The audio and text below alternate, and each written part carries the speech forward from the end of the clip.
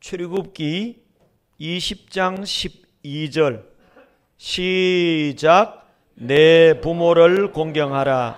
그리하면 내 하나님 여호와가 내게 준 땅에서 내 생명이 길리라. 아멘. 5월 가정의 달을 맞이해서 자녀 교육에 대해서 여러 번 상고했습니다. 지난 주일과 오늘은 부모 공경에 대해서 상고하겠습니다. 기독교는 효도의 종교입니다. 하나님께서 사람의 행복을 위해서 이 말씀을 주셨습니다. 말씀 가운데 10계명을 주셨습니다. 10계명대로만 살면 행복한 인생, 축복된 인생을 우리가 살아갈 수가 있습니다. 10계명은요, 두 가지로 나눌 수 있습니다. 하나는 인간과 하나님과의 관계, 이게 앞쪽에 4가지 계명입니다. 그리고 두 번째는 인간과 인간의 관계, 이게 6가지 계명입니다. 그런데 인간과 인간의 관계에서 6계명 중에 가장 첫 번째, 그리고 가장 중요한 계명은 내 부모를 공경하라 하는 계명인데요. 그래서 이 계명은 인간 관계의 최고의 계명이다. 법 중에 최고의 법은 부모를 공경하는 것이다 하는 말입니다.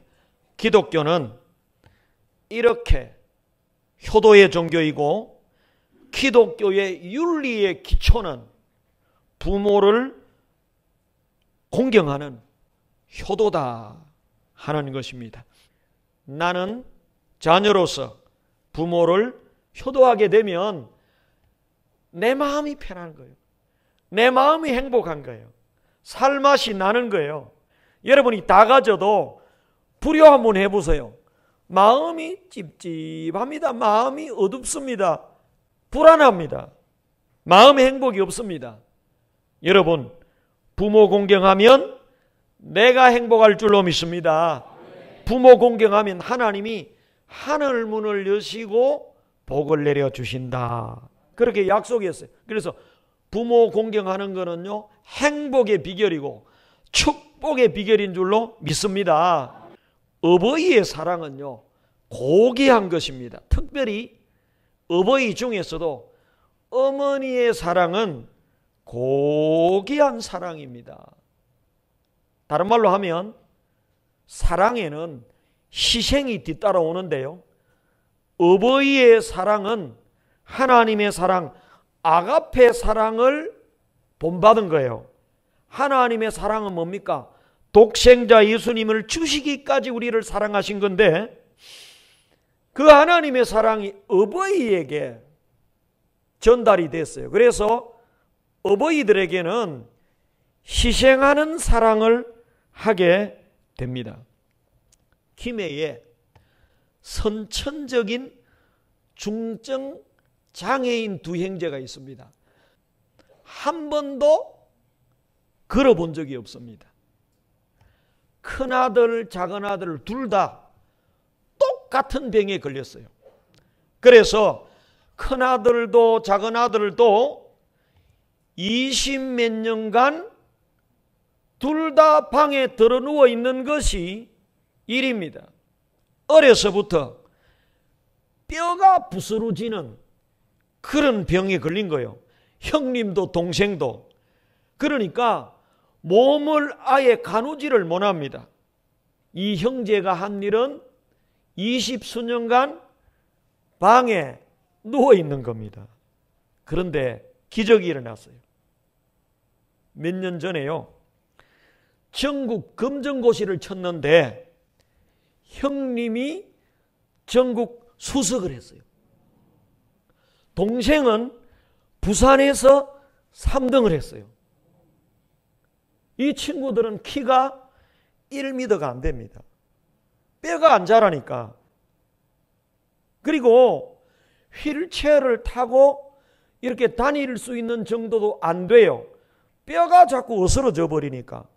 그러니까 반드시 누워서 생활을 한 겁니다. 몇 년 동안. 지금은 한 30년째 됩니다. 저 신문에 나왔을 때가 몇 년 전인데 형님이 23살, 동생이 21살, 둘 다 똑같은 병에 걸려버린 거예요. 그런데 어떻게 공부를 했느냐? 누워서 텔레비의 자막을 보고 공부한 거예요. 이렇게 인간 승리를 할 수 있었던 비결은 그 배후에 어머니 엄양순 씨의 눈물 어린 희생이 있었던 것입니다.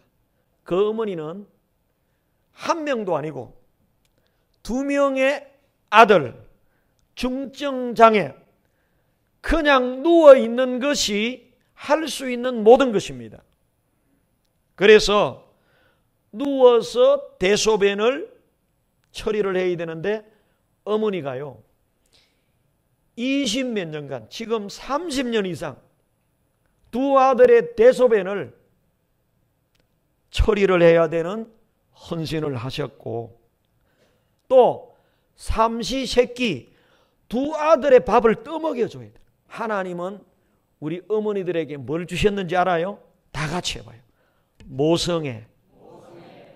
이 모성애가 어머니에게 있기 때문에 어린 아기를 키우고요, 대소변을 받아내고 수십 년간 이런 일을 하시는 거예요.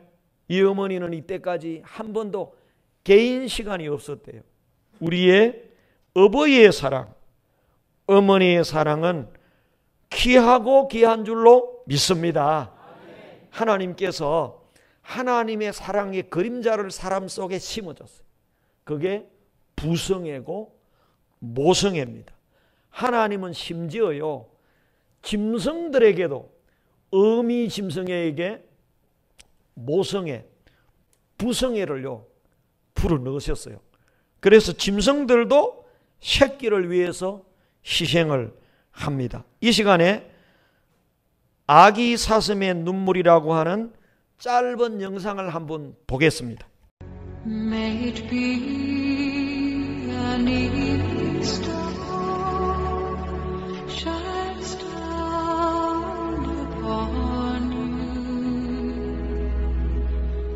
May it be when darkness falls, your heart will be true. You are 아기 사슴이 엄마 말 안 듣고 지 마음대로 강물에 뛰어들었어요. 그러니까 악어가 이 아기 사슴을 잡아먹으려고 달려오는 거예요. 엄마 사슴이 이걸 본 겁니다. 인간이 아니에요. 그 짐승이에요.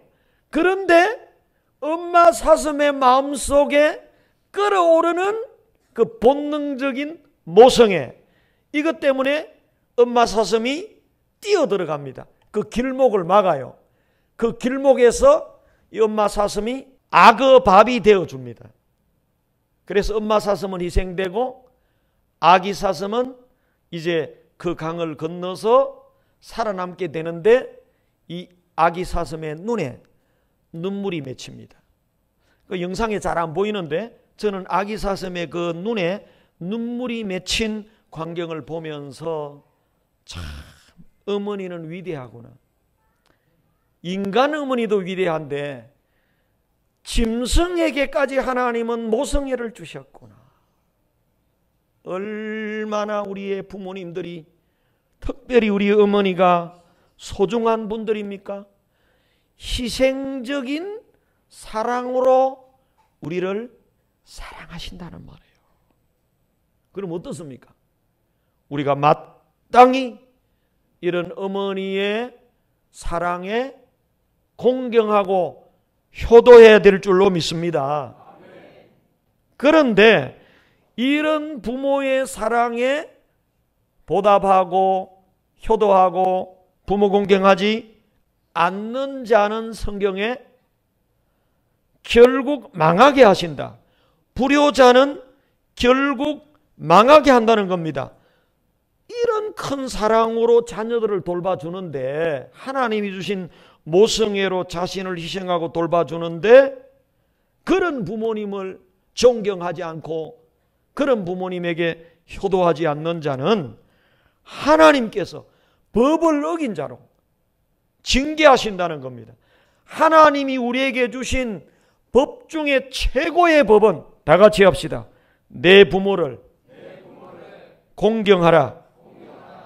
이 법을 어기면 하나님이 징계하시는데, 그래서 불효자는 결국 망합니다. 구약 성경은 엄히하게 명령했습니다.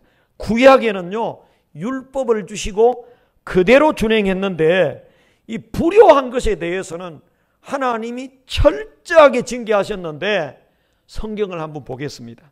출애굽기 21장 15절입니다. 다 같이 시작. 자기 아버지나 어머니를 치는 자는 반드시 죽일지니라. 아멘. 여러분, 부모를 치는 자는 불효자죠? 이런 불효자를 어떻게 하라고요? 반드시 죽일지니라.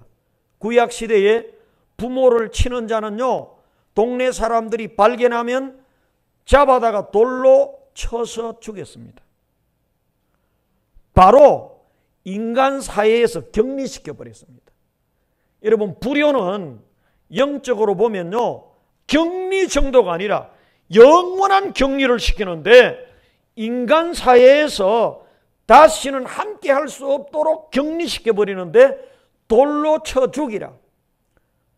부모를 치는 자, 그런 죄는 용납이 될 수 없다는 것입니다.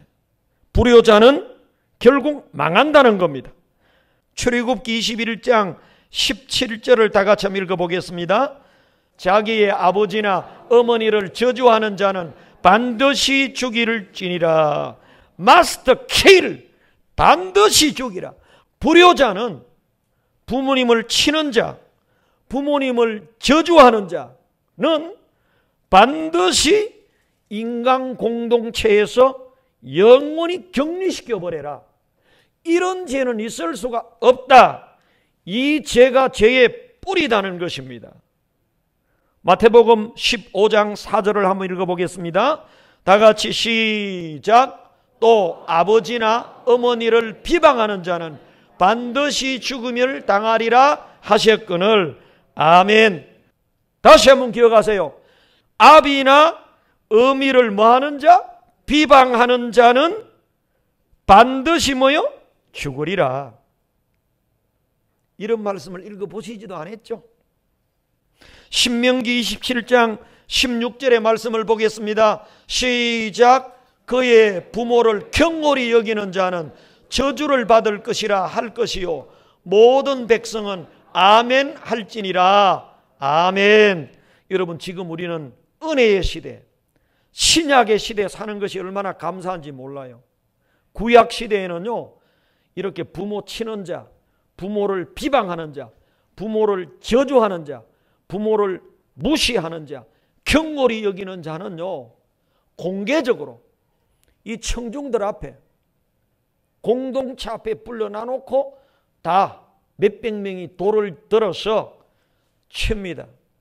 그리고 자녀들에게 교육합니다. 불효하는 자는 영원히 사회에서 격리한다. 코로나19 사태, 여러분 마스크를 쓰고 계시잖아요. 코로나19보다도 무서운 것은 불효의 바이러스입니다. 여러분, 불효자는요, 격리 정도가 아닙니다. 완전히 인간 사회에서 영원한 격리, 죽일 것이니라라고 이야기했습니다. 그만큼 뭡니까? 부모 공경은 중요한 일이고 불효는 무서운 죄라고 하는 것입니다.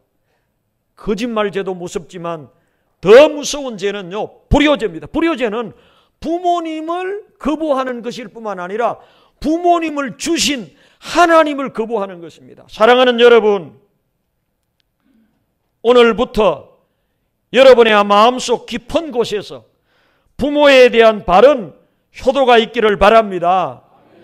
효도하지 않는 자는 사회에서 영원히 공동체에서 소멸시켜버리라.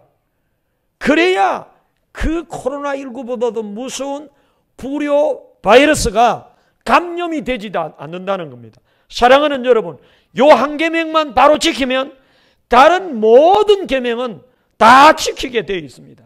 오늘 이 자리에 있는 저와 여러분은 앞으로 부모를 공경하는, 그래서 행복하고 잘되고 복받는 저와 여러분 되기를 주님의 이름으로 축복합니다. 부모 공경은 행복하라고, 축복받으라고. 할렐루야. 무거운 계명이 아닙니다. 가벼운 계명이고 축복의 계명입니다. 불효자는 결국 망한다고 선언하고 있는데요, 홈리와 비느하스, 압살롬, 결국에 이 불효자들은 하나님이 징계하셨어요. 여러분, 우리가 어떻게 되든지 다른 계명은 못 지켜도 인간 계명 가운데 한 가지, 부모 공경하는 효도의 계명을 지켜야 할 줄로 믿습니다. 자, 그럼 오늘 결론적으로 참된 효도의 길이 무엇입니까? 한 세 가지 말씀드리겠습니다. 첫째는 부모님이 우리 집에 꼭 필요한 분이라고 인정해 드리는 존재 가치를 갖게 하셔야 되는 것입니다. 효도가 다른 게 아닙니다. 나이가 들면요, 아이고 몸도 아프고 돈도 없고 내가 이거 살아서 뭐하나. 그래서 많은 부모님들이요, 자기에 대해서 절망하고 빨리 죽어야 되는데 이런 말을 많이 하세요. 가치가 없다는 것입니다. 여러분, 효도가 뭐냐? 우리 부모님이 살아 계시는 것만 해도 우리 집안에 기둥이 든든히 서 있는 것처럼 참 가치 있는 일입니다. 부모님은 소중한 분입니다. 가치 있는 분입니다. 이렇게 인정해 드리는 것이 효도인 줄로 믿습니다. 무시하는 것, 무가치하게 여기도록 하는 것, 이게 불효란 말이죠. 나이가 들고 나면 노인들이 무시당하기가 쉽단 말이죠. 여러분, 최고의 효도는 우리 부모님은 꼭 살아 계셔야 되고 우리 집안의 기둥과 같고 존귀한 존재고 가치 있는 분이다 인정해 드리는 것이 살맛나게 하는 것이고 효도인 줄로 믿습니다. 교회 안에서도 우리 교회는 전도 중심의 교회잖아요. 그러니까 노인들이 많은 그런 비율을 차지하는데요, 많은 노인들이 믿음을 딱 가지고 나서는 저한테 그래요. 목사님, 40대 50대 늦어도 60대 젊어서 믿어야 되지, 이건 늙어서 와서 목사님한테 보탬도 하나도 안 되고 힘도 없고 돈도 없고 교회에 아무 쓸데도 없는 이 늙은이들 많이 와서 뭐 하겠습니까? 아, 그래요. 우리 부모님들도 자식들에게 그런단 말이죠. 그래서 제가 노인들에게 개인적으로도 그 말했고 오늘 공개적으로도 그 말합니다. 아닙니다. 연세 드신 여러분들은 우리 교회 기둥이요 보석인 줄로 믿습니다. 아이고, 나는 돈도 없고 힘도 없고 청소도 못하고 설거지도 못하고 차량 운전도 못하고 내가 뭐 할 게 하나도 없다고. 교회는요, 여러분들 헌금하라고 존재하는 곳이 아니에요. 예수 믿고 하나님 예배하고 영혼을 반짝반짝 빛나게 해서 천국에 들어가는 그런 대기 장소로 훈련하는 곳입니다. 할렐루야. 그래서 내가 노인들에게 그런 말을 많이 했어요. 뭐 충성하고 봉사할 게 없다고요? 아닙니다. 여러분은 이 교회에 너무 보석까지 소중한데 우리 교회에 꼭 필요한 분입니다. 여러분이 봉사해야 우리 교회가 든든히 섭니다. 첫째,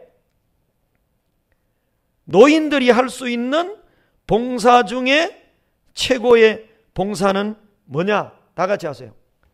출석 봉사. 노인들은 남는 게 시간이에요. 젊은 사람은요 바빠가지고 외국 간다고 출타한다고 자주 빠져요.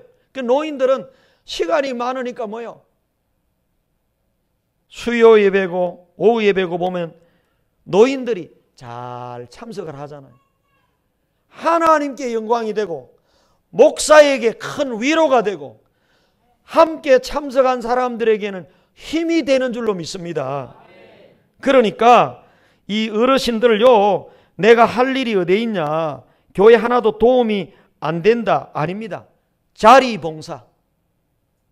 여러분 자리를 채우는 것이 큰 봉사인 줄로 믿습니다. 두 번째는요 기도 봉사예요. 집에 누워서든지 와서든지 목사님을 기도하고 교회를 위해서 기도하고 나라를 위해서 기도하고 자녀들을 위해서 기도해주고 기도 봉사. 할 게 없다고요? 누워서도 가능해요. 오늘 두 형제가 중증장애인 두 형제가 누워서도 공부하는데 누워서도 기도할 수 있습니다. 그리고요 자녀 축복, 교회 축복의 봉사를 할 수 있는데 이건 큰 충성입니다. 여러분 목사를 축복하고 큰아들 작은아들 손주 며느리까지 축복해주고 여러분이 축복한 대로 하나님이 복을 주십니다. 어르신들 가치가 없다고요? 할 일이 없다고요? 아니에요. 여러분은 하나님에게 소중한 존재고 우리 교회의 소중한 존재고 담임 목사인 저에게 소중한 보석 같은 존재인 줄로 믿습니다. 제가 젊은이들만 필요로 한 줄 아세요? 아닙니다. 여러분의 자리 봉사가 필요합니다. 여러분의 기도 봉사가 필요합니다. 여러분의 축복의 봉사가 필요합니다. 여러분의 축복을 받고 우리가 사는 거예요. 부모님들도 마찬가지입니다. 나이 들었다고 서러워하지 마세요. 나는 쓸모없다고 생각하지 마시기 바랍니다. 이 가치를 인정하시고 오늘부터 내가 살맛 나는 인생, 사는 동안 내가 예배당 자리 채우리라. 사는 동안 내가 교회를 위해서, 목사님을 위해서, 내 자손들을 위해서 기도하리라. 사는 동안 입으로 축복하리라. 그러면 젊은이들도 교회 필요하지만 노인들도 필요해요? 필요 없어요? 그렇죠. 이제 여러분은 다 소중한 줄 알고 이 세상 멋지게 살아가는 우리 부모님들, 노인 어르신들 되기를 주님의 이름으로 축복합니다. 그리고요 어떻게 효도할까요? 형제간에 화목해야 돼요. 형제간에 불화하면 부모는 누구 편을 듭니까? 부부간에. 결혼한 가족들은요 그 아들과 며느리 사이, 여러분 부부간에 평화로워야 부모님이 마음이 평안하지 부부간에 불화하면요 이게 뭐 지뢰밭처럼 언제 터질지 모르니까 부모가요 살맛이 안 나는 거예요. 화목한 것, 이것이 부모님께 효도하는 것이다. 부모님 앞에서는 절대 부부싸움도 하지 마세요. 부모 앞에서는 절대로 싸우면 안 돼요. 그리고요 경제가 너무 어려워도 한숨 쉬지 마세요. 저 집에 가서는 한숨 쉬고 눈물 흘리고 하더라도 부모님 앞에서는 밝게, 그게 효도란 말이죠. 요셉이 효도해서 잘 됐는데요, 요셉은 어릴 때는 심부름을 잘했어요. 아버지가 부르면 예 아빠, 예 엄마, 예 아버지 대답을 잘했어요. 그래서 효도했고요, 어른이 되고 난 다음에 총리가 되고 나서는 아버지, 어머니, 가족들을 모셔다가 복양을 함으로 효도했습니다. 그리고 진짜 요셉이 효자인 증거는 뭐냐?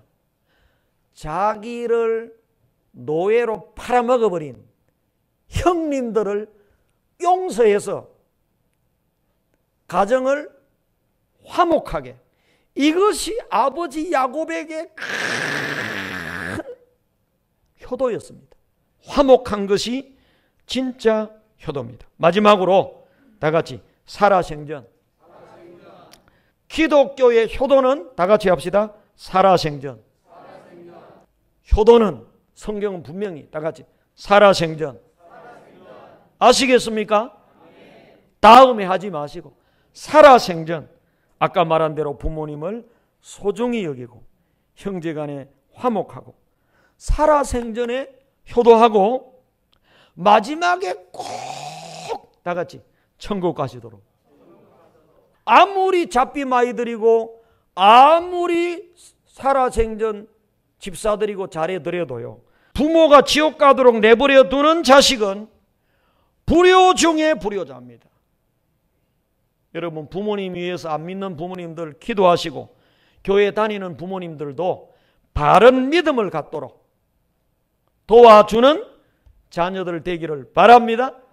그래서 살아생전에 마음 편안하게 해드리고 물질로 복양할 수 있는 대로 복양하고 마지막에 천국에 들어가도록 하는 게 완벽한 효도입니다. 이 시간 영상 하나 보고 오늘 설교를 마치겠습니다. 5 빼기 3은 얼마입니까? 2. 아이고 잘하신다. 그 다음에 2 더하기 2는 얼마입니까? 4. 아이고 더 잘하시네. 이 뜻이 뭐냐 하면요, 5회를 3번만 생각해 주면 2회가 생기고, 5회를 3번만 생각해 2회를 2번만 해주면 사랑이 생기고. 제목만 봐도 멋있지요?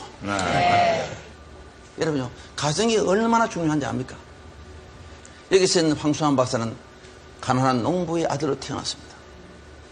그런데 우리 아버님은 특징이 하나 있어요. 자식들을 잘 안아줘요. 들에 일하시다도 제가 아장아장 걸어가면 손 씻고 올라와서 또 열차를 딱 안아줘요. 안아주면서 저렇게 하는 말이, 수관아, 너는 가난한 농부의 아들이지만 공부 열심히 해라. 그러면 내가 속옷을 팔아넣고 책 사줄게. 내 속옷을 팔아넣고 꼭 공부시켜줄게. 난 어릴 때 그 말씀이 내 가슴속에 아로 새겨져서 감동을 받고 공부를 열심히 해서 깡촌에 사는 어린 소년 황수환이가 우리나라 최고 명문 연세대학 교수가 됩니다. 우리 아버님의 그 말씀 한 말씀이 진짜 이렇게 합니다. 부모님의 사랑은 하늘보다 높고 바다보다 깊은 것이 부모님의 사랑입니다. 우리 아버님이 살아계실 때, 이 나이에 학교 출근하기 위해서 아버님, 어머님은 잘 다니고 있습니다. 야, 잠깐. 얘야, 길 조심해라. 차 조심해라. 빨간불은 서야 되고 파란불은 가야 된대. 그거 누가 모르나? 그것이 부모님 하는 거예요. 부모님은 자식을 나이가 아무리 들어도 어린애로 보는 거예요. 70살 노인 50대 아들하고 같이 지하철 타면서 표를 썼으면서 깜빡 잊어버리고 어른표 하나 하고 애표 하나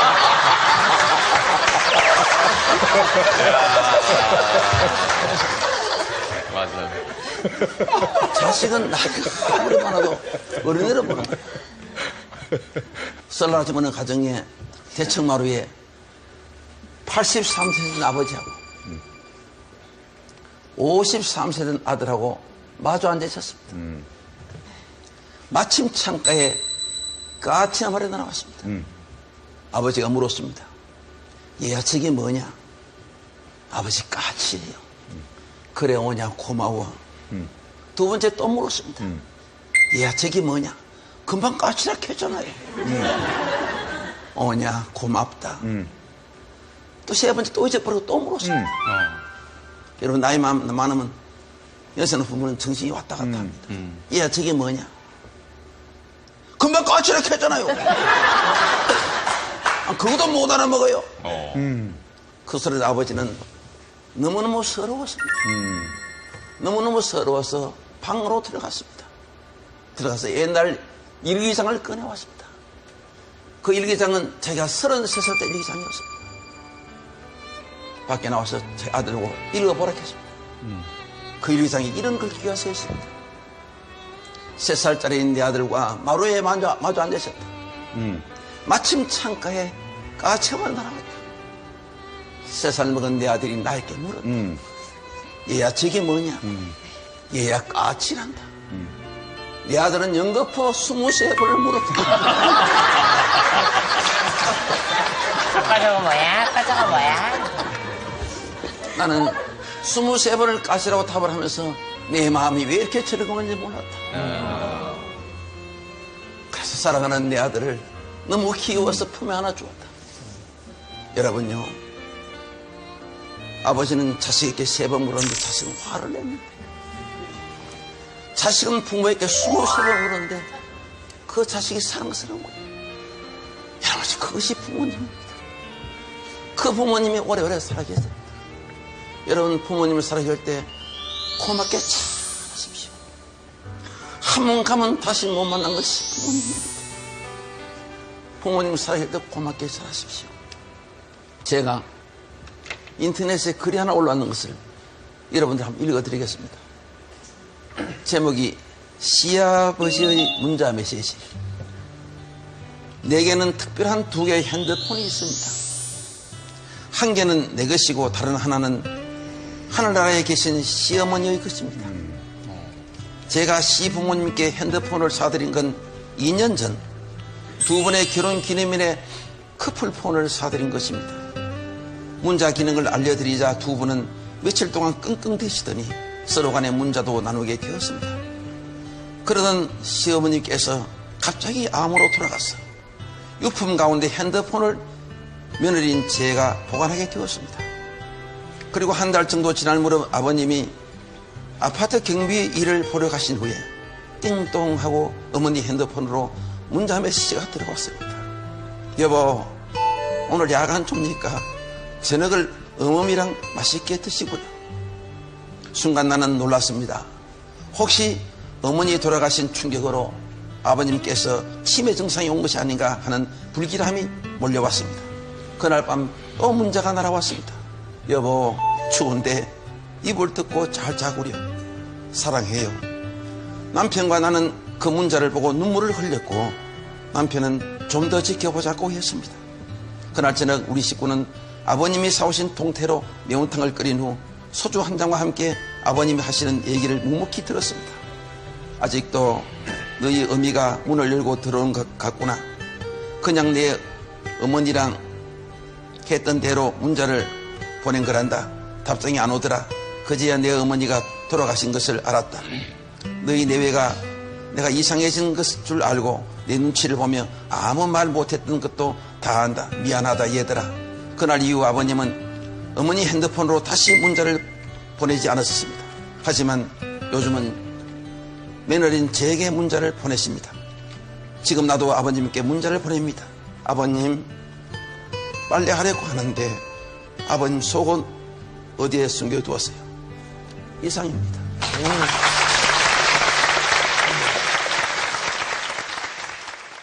여러분, 살아생전 효도만이 진짜 효도다. 오늘 인간관계 최고의 계명은 내 부모를 공경하라. 부모 공경하면 내가 행복해. 믿습니까? 저도 불효해 보니까 내가 불행한 거예요. 내가 효도하면요, 내 마음이 편안하고 내가 살맛이 나는 거예요. 그리고 하나님께서 기뻐하시고 하늘 문을 여시고 복을 주시는 줄로 믿습니다. 부모 공경해서 잘 되고 행복한 인생을 사는 여러분 되시기를 주님의 이름으로 축복합니다.